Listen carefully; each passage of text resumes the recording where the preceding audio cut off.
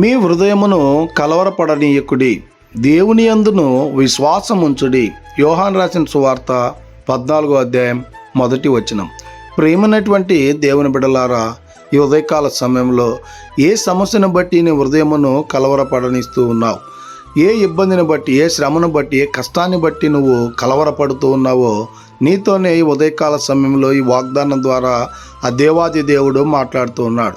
ఈ లోకం మీద ఆధారపడి ఈ లోకంలో ఉన్నటువంటి వారు ఆ శ్రమల్లో నుంచి, నా ఇబ్బందుల్లో నుంచి, ఆ కష్టములో నుంచి నన్ను చేరదీస్తారనేటువంటి విశ్వాసం కలిగి మోసపోయినటువంటి నీ జీవితంలో ఈ ఉదయకాల సమయంలో ఈ వాక్యం ద్వారా దేవుడు మాట్లాడుతూ ఉన్నాడు.